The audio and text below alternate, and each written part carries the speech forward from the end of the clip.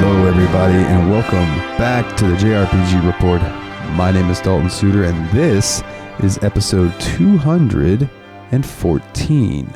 And this week, we've got a pretty good lineup here. We got a pretty good lineup of stories for you guys and gals out there. But first and foremost, I just wanted to quickly say that I have appreciated all of the kind words that I've gotten about my first episode. You know, you guys welcomed me in with open arms. And it means a lot to me, and I really appreciate it. And here's to many more. And let's get into some news, eh? So first and foremost, we have the Golden Week sale starting on PlayStation this week, and Xbox is having a Golden Week sale as well. Some of the games I saw for the Golden sale that stood out to me, Lost Judgment on sale for $29.99 on the PSN store, and Persona 5 Royal right now down to $20.99, which is cheaper than the original version at the moment. So that's something, if you've been interested in Persona 5 but you've been torn on which version you want to play, you can get the better version for cheaper right now. So I definitely recommend that. And that's all this article had for the PlayStation titles that are on sale. I did try to find some more info. This article says that this sale started today as of recording, which today is the 27th. But I have seen other sources say that the Golden sale starts Friday, and I didn't have a chance to check beforehand. So either one of those, it's going to be starting soon. I apologize that I don't have the exact date for you. But there is also a Golden sale happening over on Xbox, which surprised me because you don't think about the most like Japanese related games on Xbox. Usually that's the more PlayStation side, but there are some cool games over on Xbox for sale in the realm of the JRPG world. There is Dragon Ball Z Kakarot, the Ultimate Edition. You can get right now for $37.99, and it is normally $94.99. So that's a pretty big discount. That is a pretty big discount. Dragon Quest XI-S Echoes of Elusive Age Definitive Edition, $25.99 instead of $39.99. Dragon Quest Builders 2 is $29.99 right now instead of $49.99. This is a game that I can't recommend enough to any of you. And if you have an Xbox, and if this is on sale on PlayStation as well, by all means, I know you've heard James talk about this game, Dragon's Dogma, Dark Arisen, on sale for $8.99. That is a steal for that game. If you go and look these days in the Steam comments on PC for Dragon's Dogma Dark Arisen, everyone in the comments are basically saying that game was Elden Ring before Elden Ring. But it was Capcom's open world action JRPG style. It's really good. I really recommend it. And let's see if there's anything else on here that jumps out to me. Final Fantasy IX on sale for $10.49. Final Fantasy VII on sale for $7.99. Final Fantasy VIII on sale for the remastered edition for $9.99. 10 and 10-2 remaster collection, $24.99. Okay, so this looks like basically all the Final Fantasy games are on sale at the moment. So yeah, go check out the Golden sale for Xbox and PlayStation, and you're going to find a bunch of games for cheap that if they're been on your list, you know, there might be a game that you find that you've been like, man, I've been waiting for that to go on sale. Boom, there it is. Make that backlog bigger. Well, moving on from the Golden Week, but keeping the Golden theme, we have some speculation here. And this comes from comicbook.com. And this is Persona 4 Golden could reportedly, that's not even a word. Goodness, Dalton, get yourself together. Persona 4 Golden could reportedly be released for PS4 and Switch soon. It looks like the beloved JRPG Persona 4 Golden could finally be coming to PlayStation 4 and Nintendo Switch at a time in the near future. Over the past year, or let's be honest, more than a year, we've continued to hear numerous different rumors about how Persona 4 Golden could end up coming to consoles at some point. And while none of those rumors have led to any kind of official announcement from Atlus just yet, it seems like we could end up hearing something from the Japanese company soon enough. According to a video game industry insider that goes by the name Zippo, Atlus has completed development on the PS4 and Switch versions of Persona 4 Golden. This new report didn't say when Atlus could opt to actually release these ports, but it was speculated that the price point on consoles will be higher when compared to the PC version of P4 Golden, which is a little strange to me. Me and James were having a conversation about this behind the scenes, and my only rationalization for it being less money on PC is so people are less apt to try to pirate it for PC. But then again, I don't know, because it had anti-piracy. So I'm not really sure. It's a strange decision if that ends up being true. Assuming that this information is true and the games are now finished, it seems that Atlus would opt to release them sometime soon. One major reason why this report makes sense is because Atlus has already confirmed that it will have a new Persona announcement to share this month. As part of celebrating the 25th anniversary of Persona, Atlus have promised to make a number of different announcements related to the franchise over the course of this year. Since April's Persona announcement hasn't taken place just yet, it seems we could learn more about a Persona 4 Golden coming to consoles as early as this week. It's also worth stressing that Zippo has a pretty good track record when it comes to Persona-related scoops. Back in 2021, they were one of the first people to report that Atlus would be remastering Persona 4 Arena Ultimax, which released on new platforms earlier this year. With this in mind, it definitely seems like P4G will be coming to PS4 and Switch at some point. It's just hard to know when. So we keep our eyes out for that, because fingers crossed that the console players get that. Here's my perfect world. This year we get Persona 4 Golden on PS4, PS5, Switch. We get an announcement for Persona 6, and we get an announcement for Persona 5 Royal for PC.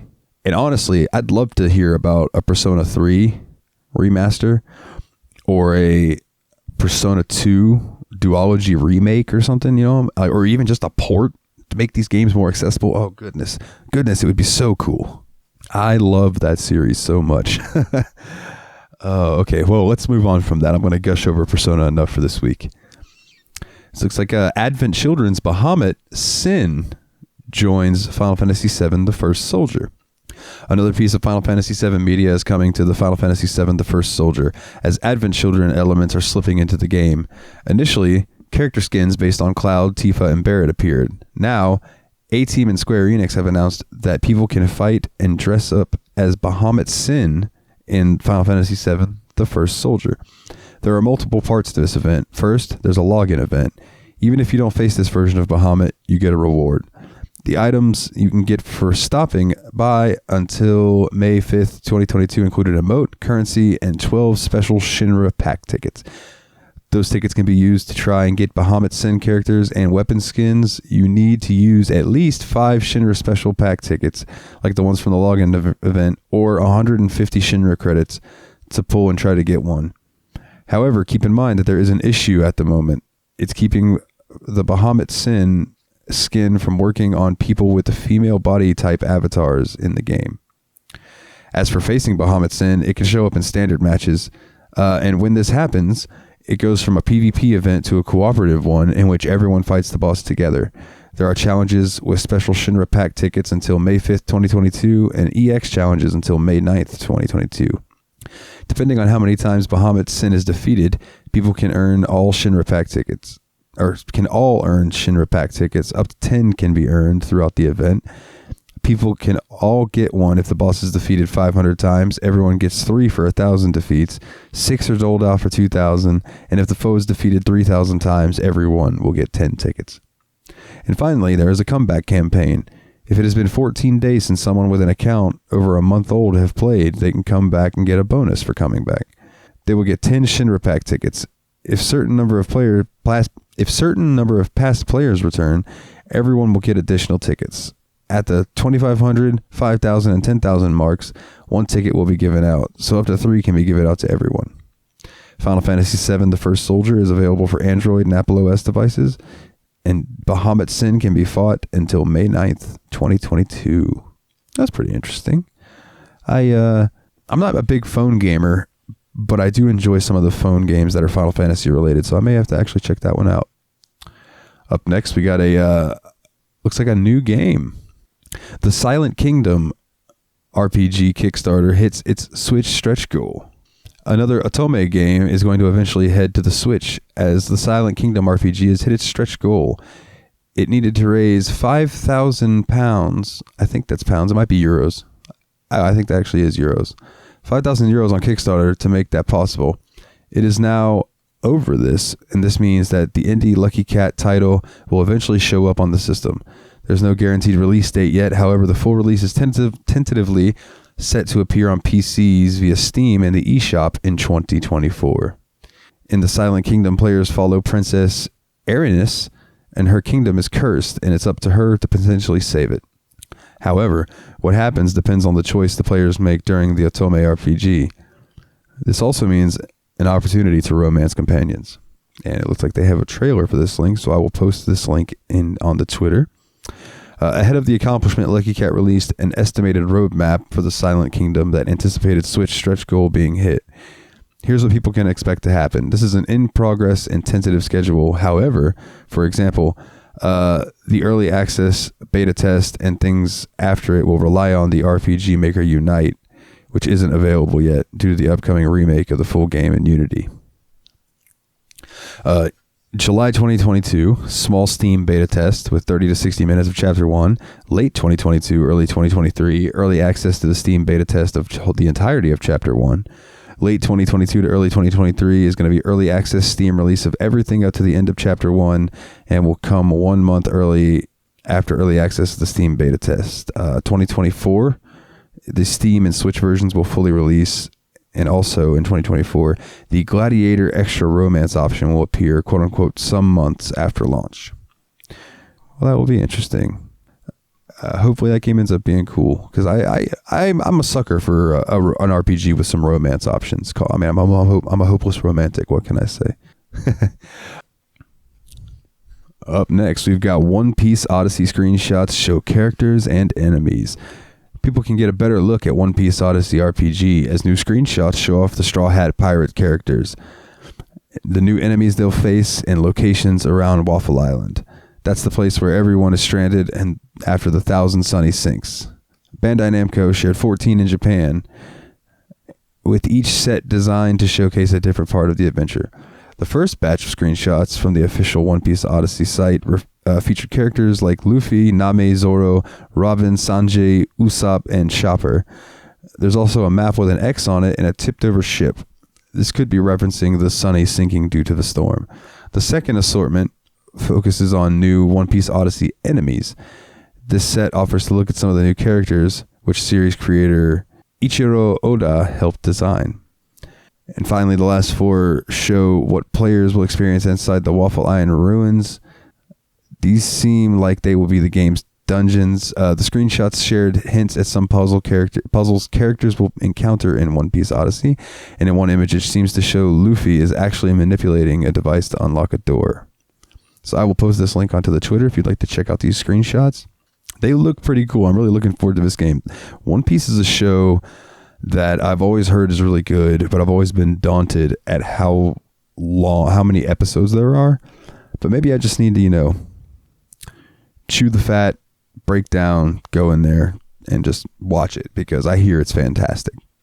The graphics are looking good, though. I mean, it's going to be fun. I look forward to it. I need to play DBZ Kakarot while I'm at it, actually. Man, so many games to play, so little time. And we have some news out here for all of you statue collectors or figures, any of the things like that. If you happen to be sitting on quite a bit of extra cash, Masterline Final Fantasy VI statue will cost $11,500. Square Enix has unveiled the price of its Masterline Final Fantasy VI statue from Prime 1 Studio. The 1:6 scale statue of Terra riding a suit of Magitech armor will cost a whopping 1,485,000 yen, which is approximately $11,500 or 10,694 pounds. Pre-orders for the statue in Japan will go up April 25th, 2022 at 11 a.m., which I guess was 2 days ago, via a special Square Enix store page. The statue will ship in Japan on July 28th, 2023. Prime 1 Studio is producing the statue under the supervision of Final Fantasy concept artist Yoshitaka Amano. At 1:6 scale, the statue features a highly detailed Terra riding on top of a suit of Magitech armor. The statue, is based on an earlier concept design for Final Fantasy VI that Amano drew during development. In a newly uploaded video, Amano himself discusses the statue's design and his feelings towards Final Fantasy VI. But at 1,485,000 yen per statue, it is the most expensive statue in the Masterline series so far. Furthermore, production will be limited to a total of 600 statues worldwide, with 150 reserved for buyers in Japan. Square Enix noted that pre-orders will end once 600 are sold, and it also states that orders or limits for each region may be changed due to depending on the stock. Square Enix will announce further information about pricing and availability in regions outside of Japan sometime later. It's unclear whether this means that the pre-order dates will be different depending on the region, but I guess we'll find out. You can check out the second Masterline Final Fantasy VI statue preview video below on this video, on right here. So I will post this on the Twitter. Actually, I did post this on the Twitter, and I had a conversation with a listener about it, about how it's so expensive. My goodness, almost $12,000 for this statue is just wild. But it's not quite as wild as the next story, which is the Atelier Sophie 2 life-size statue will cost over $33,000. Just drink that in for a second. Life-size statues of Sophie Neuenmuller from Atelier Sophie 2, and apologies, I haven't played this game, so I'm sorry if I said her name wrong, will appear in Japan and China. Parco will sell statues at 4,290,000 yen, which will be made to order. Samples of the Atelier Sophie protagonist statue will appear on the 5th floor of Shibuya Parco from April 27th to July 18th, 2022. And in the irregular edition, Sophie will pose on top of several books. There is a limited edition version of the statue that will also appear at a higher price at 6 million yen, 50,000, or about $47,000.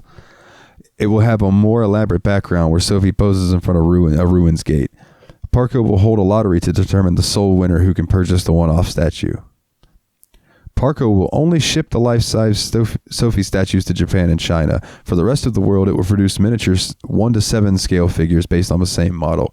The smaller figures will be eligible for worldwide shipping with a more affordable price of 23,000 yen, or about $187. Pre-orders for all items mentioned above will be available from April 27th to July 18th. So they are opening. They open today at the time of recording this. So if you're interested in one of these, assuming you're probably going to go for the 1:7 scale, go check it out. Sophie will join the list of Atelier characters who have had life-sized statues made in real life. In 2020, Gus produced a 1:1 statue of Rizalian Stout, the protagonist of Atelier Ryza, and sold them at roughly $21,000. But yeah, Atelier Sophie 2, The Alchemist of the Mysterious Dream, is available on PlayStation 4, Nintendo Switch, and PC. Koei Tecmo has sold over 200,000 units of the RPG on all platforms combined worldwide as of March 2022. The company has also worked with Bandai Namco to release collaboration items for both Atelier Sophie 2 and Tales of Arise. We have some War of the Visions news here is Persona 5 Royal event beginning in the War of the Visions global version. The Persona 5 and War of the Visions Final Fantasy Brave Exvius crossover is now live worldwide. The event appeared in the Japanese version of the game in December of 2021, and now everyone has a chance to take part in it starting on April 27th, 2022. All characters and cards from the Japanese event will be present. First, there are 3 Persona 5 Royal characters who will show up. Makoto Queen Nijima is a free ultra rare that everyone can get. She's also a priestess. She can use Mafridine, Madokukaja, and Atomic Flare. The other 2 units are in the gacha. One is Ren Joker. Okay, so one is Joker. His job is wild card, also referencing Persona 5. You can use the abilities like one-shot kill, riot gun, and we have to survive. Finally, Kasumi Violet Yoshizawa. Man, I couldn't read that for a second. It's like my eyes crossed. is an ultra rare with a faith job. Among her attacks are Allow Me, Sword Dance, and Vorpal Blade. There is also a Persona 5 Royal X War of the Visions Final Fantasy Brave Exvius trailer, which shows gameplay for the Persona 5 Royal characters in action. And finally, there are 2 vision cards that people can get. These are Changing the World, Takes Hearts, and Those Who Define Reality. The former will be available May 4th, 2022, and people can summon it, and the latter is a raid reward that will be available later that month. Oh, that sounds pretty interesting. So if you're playing that game and you're a fan of Persona, boom, get you some Persona characters and start kicking some butt with them. And moving on, we got Fire Emblem Heroes gets Medeus Mythic Hero. Fire Emblem, Shadow Dragon, and the Blade of Light's Medeus will appear in Fire Emblem Heroes as a mythic hero. The new unit will appear via a banner on April 28th, 2022. He will be the first unit in the game with a Kanto control ability. Medeus is colorless, an infantry dragon, and his new Kanto control skill doesn't disable other cavalry, flyer, or infantry's units' Kanto skills, but does limit their movement to their range. Alongside Medeus, the following units will be available under this new banner: Altina, Dimitri, Elamine, Flavia, Hel, Idun, Julia, Mikaia, that's a cool name, Mirabilis, Ulter, and Thor. And at the end of March 2022, the last special hero appeared, Genealogy of the Holy War, and Thracia 776's Nana showed up as the legendary unit. Fire Emblem Heroes is available for Android and Apple iOS devices, and Medeus will appear as the mythic hero between April 28th, 2022 and May 11th, 2022. You know, I feel like a big dummy. I do. I saw Fire Emblem Heroes and I was thinking Fire Emblem, the new game that's coming out that's related to Fire Emblem Three Houses, which was a fantastic game. So now reading through that, I'm gonna have to start pre-reading these, because this is like the one that I didn't read beforehand. Oh well. Legend of Mana, the Teardrop Crystal, is getting an anime, and they have released a trailer, and they have also put out a release window. So if anybody is interested in The Legend of Mana, yeah, there's a new trailer out for this anime that's coming out for it. And let me see if I can scroll through here and find the release window again. It looks like, well, they say that there's a release window, and then it says it will air in 2022. That's a pretty wide release window. But I guess this is coming soon. If you're a fan of Legend of Mana, there will be a new show for you to check out. And I just thought, why not throw that in? Because I've heard people that really, really love the Mana series. I've only played a couple of them. I've never played Legend of Mana. It's on my one day to play list for sure. Up next, we got Pokemon Legends. Arceus is also getting a new anime. It's called Hisuian Snow. So fans of the Pokemon, Company International announced a launch date for the first episode of Pokemon Hisuian Show, a short anime series based on Pokemon Legends Arceus. This will be a web series everyone can watch online, and there will be 3 episodes total. The first one will air online on May 18th, 2022. The announcement offered some details about the stars of the series. The leads are a young man named Alec and Hisuian Zora. Hisuian Zora is a normal and ghost-type Pokemon with a tragic background. But throughout the series, people will see the relationship develop between Alec and one of them. Splash art for the 3-episode series shows Alec, who is wearing a Zoroark mask, meeting the Pokemon. Pokemon Legends Arceus isn't the entry in the Pokemon series to inspire a short anime web series. For example, I think it meant isn't the first, but the first is not written in there. For example, it happened for Pokemon Sword and Shield as well. Pokemon Twilight Wings by Studio Colorido and Philomone featured short episodes online focusing on the characters from that series. Episode 1 will appear May 18th, 2022, and people will be able to watch it on Pokemon TV and on YouTube. So yeah, that should be pretty cool. All right, up next we got Monster Hunter Rise Sunbreak options include hit effect settings. There's a new detail about what extra settings people can expect among Monster Hunter Rise Sunbreak options. Director Yoshitaka Suzuki took to Twitter to discuss a new visual option. There will be different hit effects options in game. The screenshot shared showed a few different settings in Monster Hunter Rise Sunbreak's option menu, and its hit effects as set as normal. People are able to adjust the player hit effects. Folks can set both their own characters and those of other players. In the case of ones for hunters, the two options shown suggest more finer details. The one for player hit effects, one is set at display at 100%, and the other one is set at 25% for other effects. I think this is to help with screen clutter and things like that, because I know in certain MMO games you can turn off, like when other players are casting spells that make a really big boom or a lot going on, you can kind of turn those off for you to be able to see better with what's going on. So I'm sure that that's exactly what this is. And I own Monster Hunter World and I haven't played much of it. So if anybody's out there who's a listener who has Monster Hunter World on PC and wants to show me the ropes sometime, please hit me up on Twitter, because I want to know all about that game. But it's like trying to climb up a wall without a rope. I just need somebody to help me out through it. But yeah, I can feel like when you're trying to fight these big, terrifying monsters in Monster Hunter, that you're going to want to be able to see what's going on, so you're not getting smacked with a giant tail and thrown halfway across the map type, you know. But this isn't the only settings changes that are coming in Monster Hunter Rise Sunbreak. Back in the beginning of April 2022, Suzuki talked about another one, and at the time he showed the numerous shortcut options. He pointed out that the item box quest settings menu, which showed 4 menu shortcuts and 4 loadout possibilities. Monster Hunter Rise is available for the Nintendo Switch and PC, and the Sunbreak expansion will arrive on June 30th, 2022. But it looks like we'll have to wait until May 2022 for more big announcements about the add-on. Kingdom Hearts Missing Link closed beta scheduled for fall 2022. According to a new interview with Famitsu, the mobile title will feature a closed beta period. However, more information on this will appear in the near future. That said, the interview also disclosed a key staff member that will be working on the narrative of Kingdom Hearts Missing Link. Ruiko Fukazawa, I think I said that right, Ruiko Fukazawa, who has writing credits on Final Fantasy XIV Heavensward, which was tremendous, by the way. If you don't play Final Fantasy XIV, the story in that game is wonderful.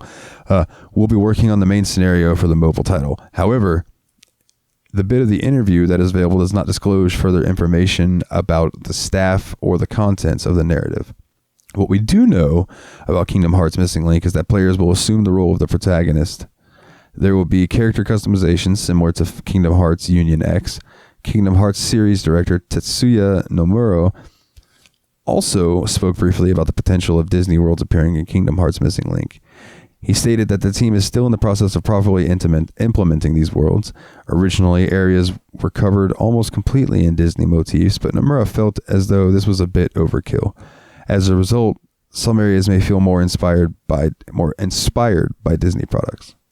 Kingdom Hearts Missing Link is still in development for Android and iOS devices, with the closed beta test scheduled for fall 2022. Man, I know there's been a lot of mobile news this week, and I apologize for that if you guys are not mobile gamers and everything. But like Kingdom Hearts in particular, the mobile game for Kingdom Hearts was really, really quite fun. And I believe you could still download it and play it. It just doesn't have online servers anymore.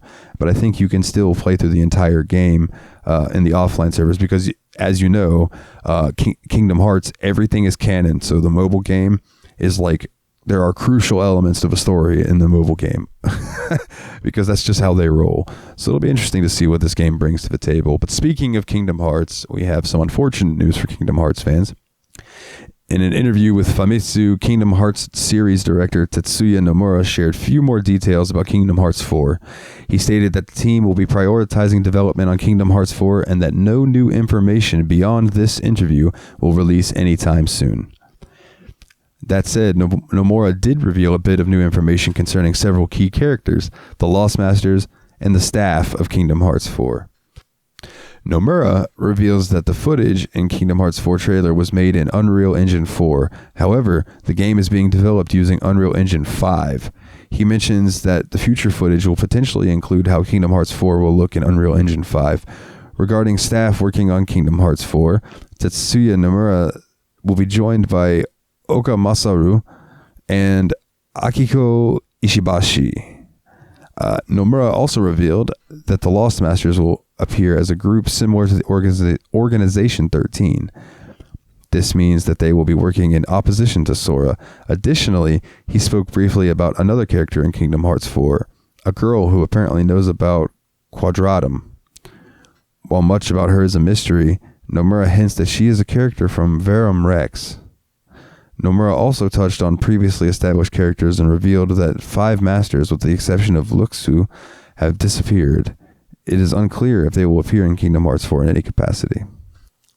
So, after that, we're not going to be getting any more about that for a while, but that game looked really good in Unreal 4, and if you haven't seen anything about Unreal Engine 5, oh man, that means that Kingdom Hearts 4 could end up looking ridiculous.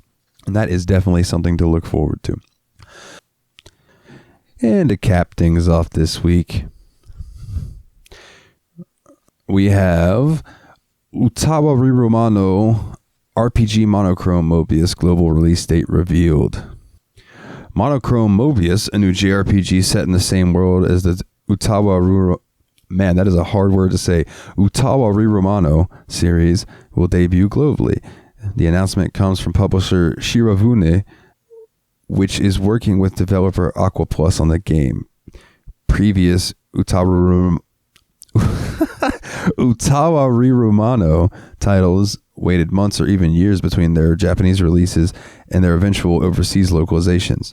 By contrast, Shiravune is targeting a day and date global PC release on September 8th, 2022. The Shiravune release will support English, Chinese, and Japanese language options. They have also uploaded a localized trailer for the game. Its formal title is Monochrome Mobius, Rights and Wrongs Forgotten. And I will share this article on the Twitter so you can check out this trailer for yourself if you would like. Chronologically, Monochrome Mobius is a prequel of sorts to the Utawarerumono Mask of Deception. It stars Oshtar, a major character from Mask of Deception, and focuses on his adventures before becoming the General of the Right in the empires of the Yamato. In addition, younger versions of Oshtar's friends Mikazushi and Munechika both make appearances as playable party members. Even Nekone and Oshtar's little sister shows up, though she's much younger than in Mask of Deception and Mask of Truth. This story takes place in and around Oshtar's homeland of Inakamui. I believe that's how you say it. Man, there's a lot of words in this I don't know how to say, everyone. I'm sorry. Oshtar is tasked to investigate some mysterious phenomena, and in doing so meets a mysterious girl, Shunya. Shunya informs him that his father, long thought been missing, is still alive. Oshtar then sets off on a quest to find his father and the truth in a land at the end of the world, Arva Shulan. The game itself will be structured more along the lines of a traditional JRPG, rather than the combination visual novel / tactical RPG genre of the mainline series. It'll have field exploration, turn-based battles with a small party, and character progression elements. Aqua Plus also re-uploaded previously teased gameplay footage, as well as the Monochrome Mobius prologue and its animated opening. Monochrome Mobius will release on PC, PS4, and PS5 in Japan on September 8th, 2022. It will release outside of Japan with English, Japanese, and Chinese language support on PC on the same day.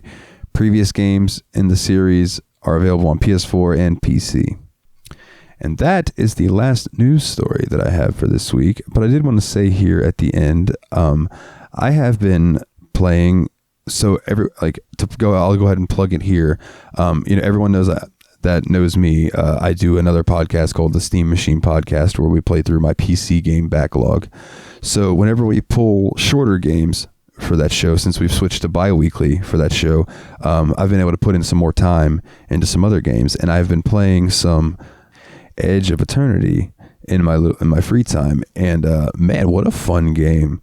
I've really been enjoying it. I know James is also playing through it as well. I believe he is a bit further than I am at the moment.